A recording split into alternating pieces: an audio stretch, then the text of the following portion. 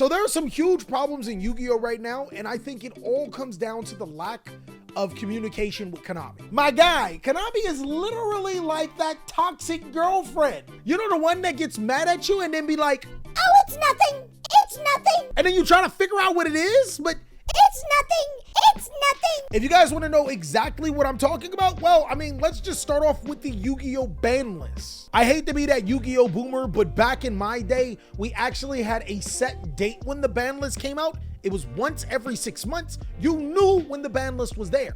Everything changed around 2017-ish when Performapals came out and Konami realized that they goofed. For some reason, I guess they don't know when powerful cards come out, but that's a whole nother problem. And ever since then, we have not gotten an actual date for the ban list. Now, personally, I kind of understand.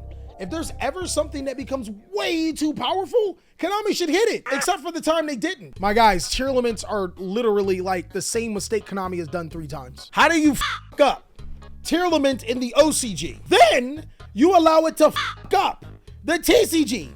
Then you allow it to f up Master Duel. You know what the cards do and you know what the problem is. It's funny, they still get their list every 4 months in the OCG. It's RNG with us in the TCG. In my head, that genuinely just doesn't make sense. If you took away the date for the ban list to be able to address certain situations without being criticized, then why don't you just address the situation?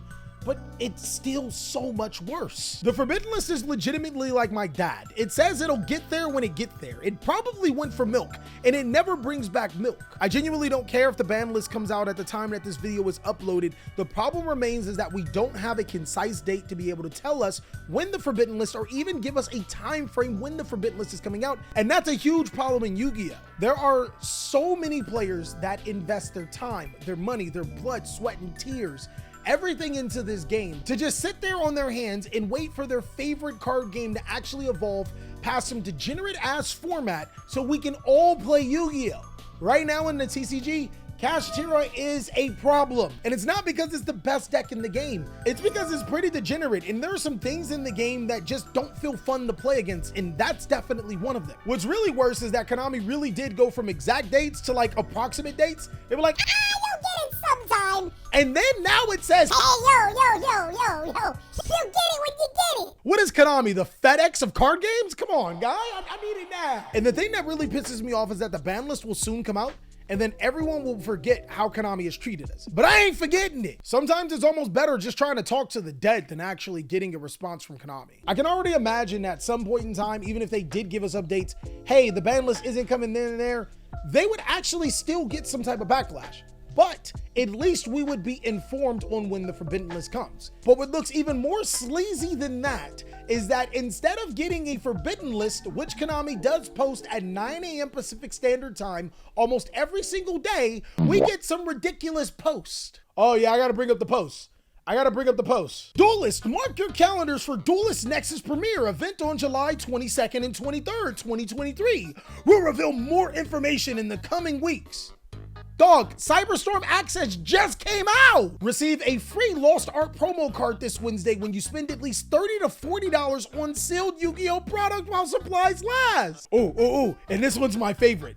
Vicious Astrolal makes a dramatic entrance, powering themselves up by destroying one other monster in the field and absorbing half their energy.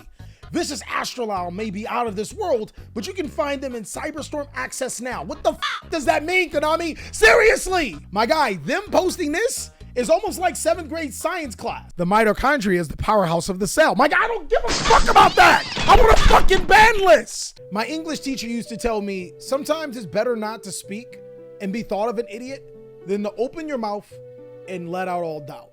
Konami, from this particular perspective, it seems like the only thing you care about in the TCG is our wallets and not necessarily caring about developing the game, connecting with your players, and actually getting through to us and communicating consistently. But I wish I could stop the video right there. The new policy documents are very disturbing if you ask me. The reason why I say this is because there is a lot of good in these policy documents. Things like providing accommodation for people in need.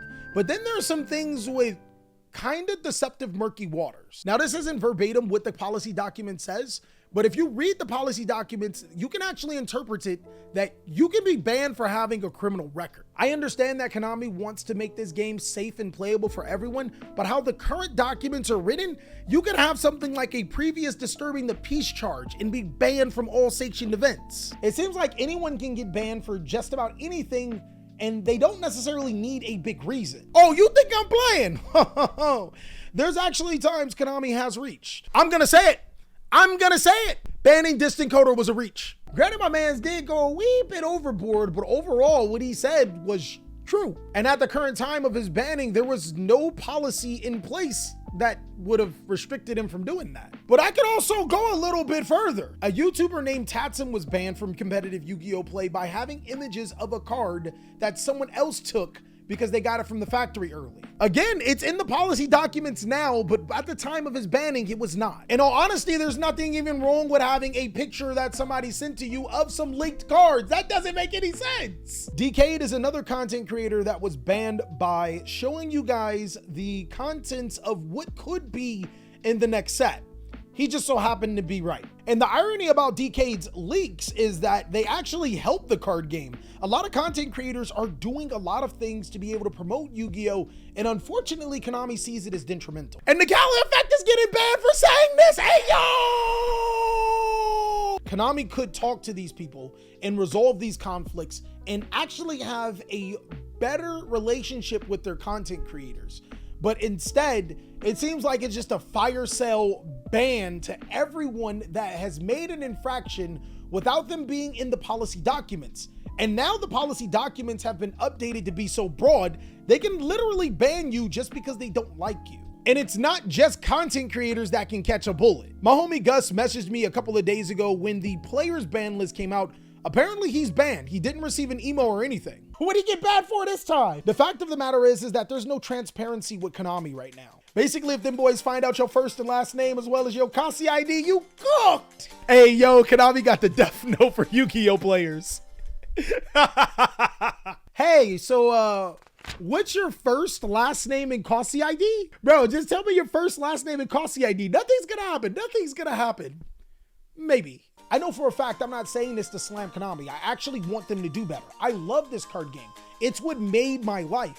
But at the same time, if I see some BS, I'm gonna point it out. Now, fortunately, I don't come with problems unless I have solutions. I'm a solution-orientated guy. And I know that things do sound simple. It could be, yo, just talk us. That would be great, but let's say hypothetically, you can't talk to us. Konami, I volunteer myself, or for that matter, any content creator, to be the voice for you guys. If for some reason you can't talk yourselves, we could use our platform to unite the resistance of people running about, free the oppressed people, and even make a huge revolution in the Yu-Gi-Oh! Community. See what I did there? I have no problem signing any type of NDA that you would need to be able to get this ball going.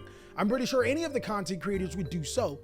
We just love Yu-Gi-Oh! We're as passionate about you as Yu-Gi-Oh! We want things to be going as smoothly as possible. If you didn't want to use content creators, there are actually a ton of AAA games that have a spokesperson. I would actually nominate Papa Jerome McHale. He is an amazing guy, and he's already been the face of the Yu-Gi-Oh! Community for quite some time. As for the Forbidden List, it would actually be a good idea to put a date back on the actual list, giving us a sort of date, or even say an update or a video or maybe an announcement about the Forbidden List is coming soon would 100% help. Just give us a damn update. As for the policy documents, a really good idea would be able to clarify what exactly do you mean. If you're banning people for committing crimes inside of the event, that's a-okay. If you're banning people that can't be around the event, that is also a-okay. If you're banning upstanding citizens who have paid for their actions in the past because no one is perfect, I don't sit well with that.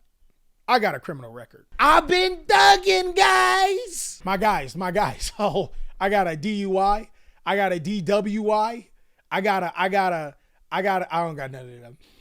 I'm too lame to drink. As a content creator, I'm not asking for any type of special treatment, but if there's something in our jobs that's interfering with your jobs, it would be really nice to let us know. More than likely, almost 1,000% of the time, we're more than accommodating. We're cool people too. Ultimately, I will continue to be the voice for the people, whether it's for the good or for the bad. I will continue to let the people's thoughts be known. It isn't just mine, it's everybody in the comment section. In every single YouTube video, they're asking the same questions, and we would love to have a resolution. Just don't ban me, Konami.